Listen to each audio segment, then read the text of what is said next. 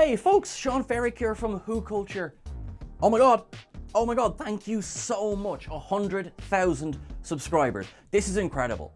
Doctor Who, I mean, we're all massive fans of Doctor Who. We love the show so much, but it's just so affirming to know that there are so many people out there who enjoy what we do with Doctor Who. So I wanted to say thank you so much on behalf of myself, on the whole team. You're going to hear from them as well, but just really thank you so much.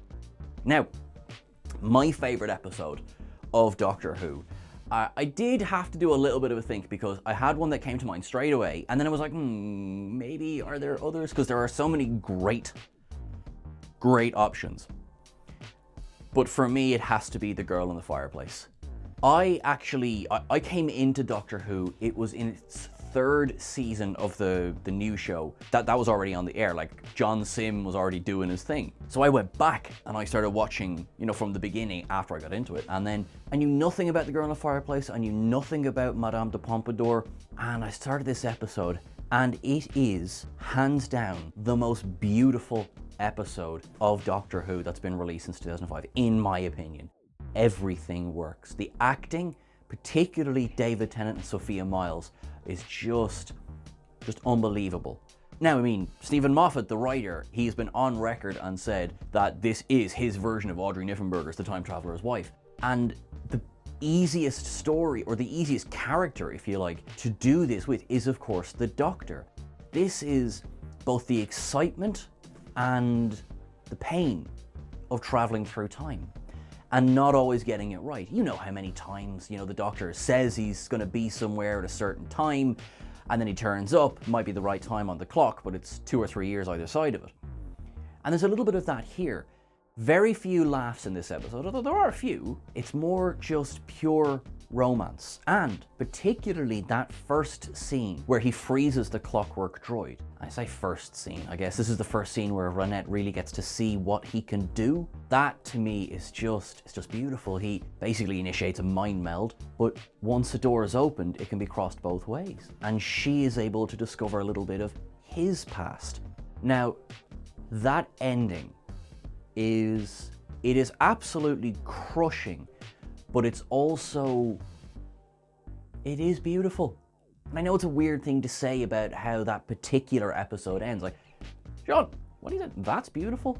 Well, it is, because what is there at his last conversation with her? What is there but the most amazing possibilities in the universe? And although they never got to realize those possibilities, they did get to experience them in some way. Maybe I'm not describing it very well, but for me, The Girl in the Fireplace, so the second season of revamped Doctor Who, so David Tennant's first season. We're thinking this is early doors for him as the Doctor, and just amazing, beautiful. I have only positive things to tell you about it. Fun fact, since watching that episode, first of all, I have made it a point of whenever I've been in a position to go to Paris for any reason, I've made it a point of visiting the Palace of Versailles. Guess what music I listen to whenever I walk in. So thank you so much once again, 100,000 subscribers. That is absolutely incredible. We are so grateful, and if you'll have us, we'll keep making more and more content. Okay, so everyone, you look after yourselves, you keep things wibbly wobbly. I'll see you again soon. Bye. I never really thought about what my favourite single episode is before this question. Obviously, there's so much great Doctor Who out there, and it's a really big and tricky question to answer, but I'm going to do it. I'm going to try. I did think about going with something a bit meatier and a bit more profound, I guess, like Heaven Sent, Vincent and the Doctor, The Enemy of the World, which is a Patrick Troughton serial that I love. But the one that I keep coming back to, and I don't know that I have a very thoughtful reason for this, but the one I'm going to go with is The 11th Hour. It's just one of those episodes that I put on, and whatever mood I'm in, I can put it on and I can sit there and watch it, and I'm just thinking, this is so damn good. This is working so well. And when I think back to all the apprehension that Matt Smith and Stephen Moffat faced, it's hard to believe now, but back then there were people who genuinely thought that Doctor Who couldn't survive without David Tennant and Russell T Davies. There's even that story about the BBC wanting to cancel the show, which is just bizarre to think about today. But then you watch the 11th hour, you sit down, and it must be within, 5 or 10 minutes? All that doubt is just gone. It's just impossible to not love Eleven and Amy right away. Like, as soon as he pops his head out of the TARDIS, you just love the guy. And then we get into so many great moments like fish custard and the stuff with the crack in the wall, and Karen Gillan does the best hair reveal in television history. No competition. There's just so many wonderful moments in this episode. I could go on and on and on, but I'll just leave it at that. Hello from Florida. I am actually on holiday right now, so you'll have to forgive any echoey noises and background noises, but I could not pass up on the opportunity to thank every single one of you that has helped us get to 100,000 followers here on YouTube. WhoCulture would not be what it is without you, the followers, the fans, so we are extremely grateful. And it is actually really fitting that I am in Florida right now, because when we hit that mark, we were asked to talk about our favourite episodes. Now, many of you may be aware that there is a particular story arc that I absolutely love, and Florida actually plays quite a big part in the early stages of this particular character's storyline and life. I did try to cheat the system and asked if I could not choose a favourite episode, but actually just talk about the story arc in general, but they said that that was cheating and that I was not allowed to do that, and I had to choose one, which I think is incredibly mean. But if I have to choose one, then I will. Actually, I'm not going to choose one. I'm still going to choose two. So, I'm going to cheat the system anyway. So, if you didn't know, I absolutely love the story arc of River's Song.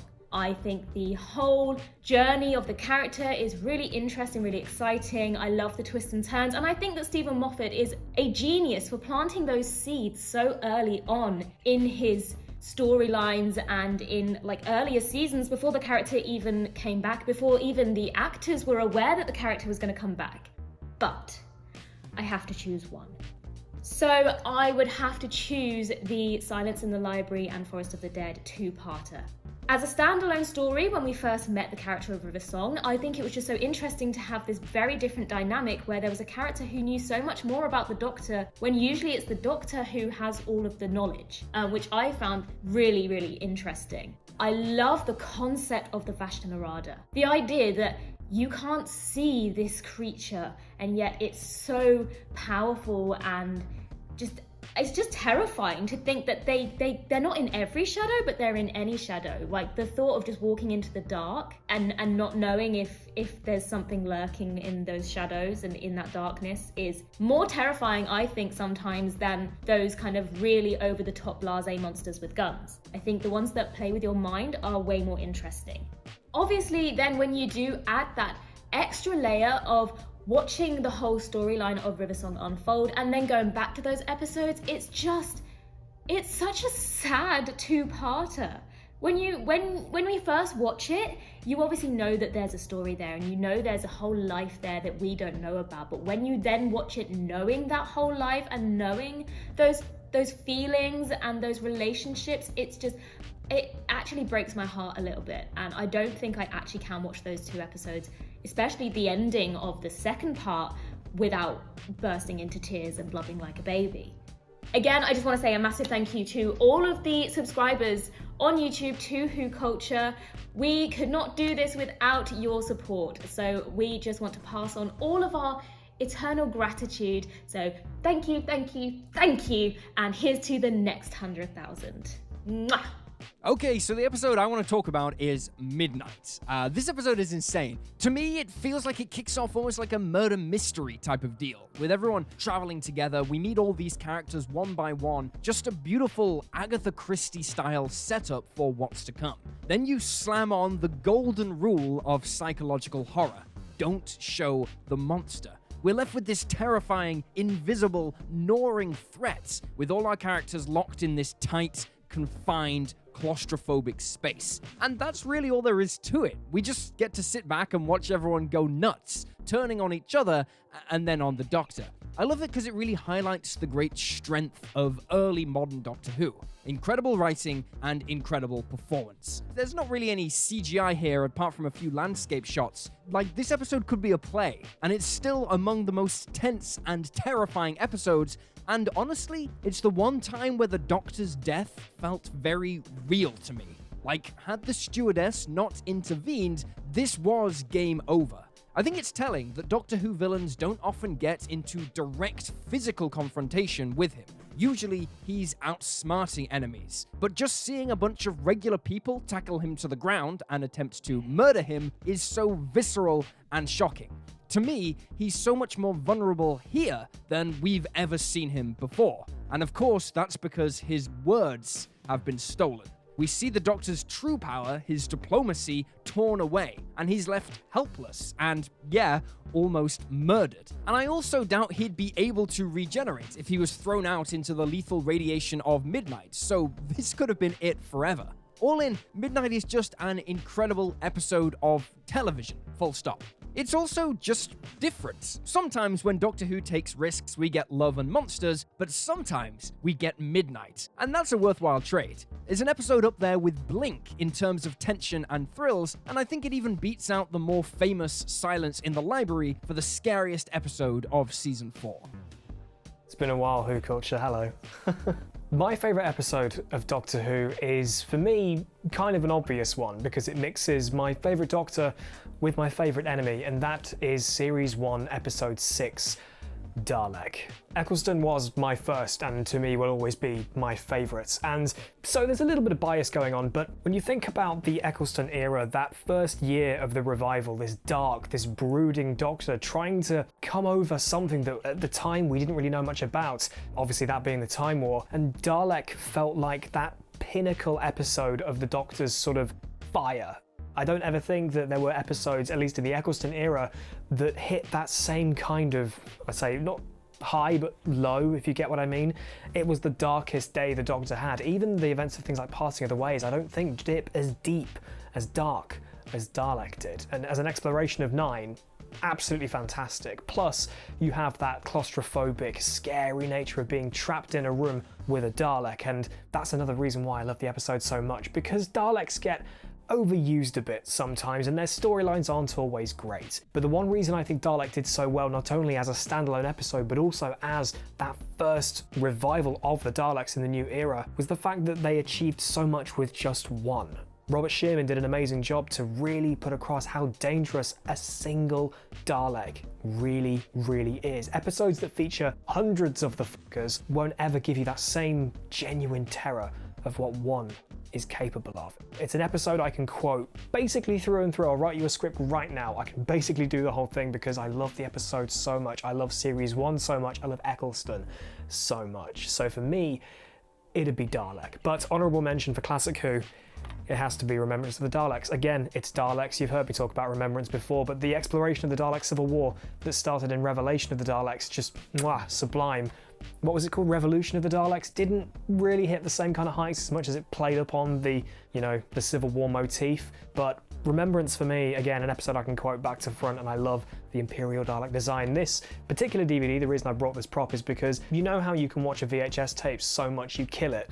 Yeah, I killed this by watching it so much. I have the special edition version on my bookshelf. This stays upstairs with my prized possessions because this thing's knackered because I watched it so much. But yeah, Dalek and Remembrance of the Daleks. Cheeky honourable mention.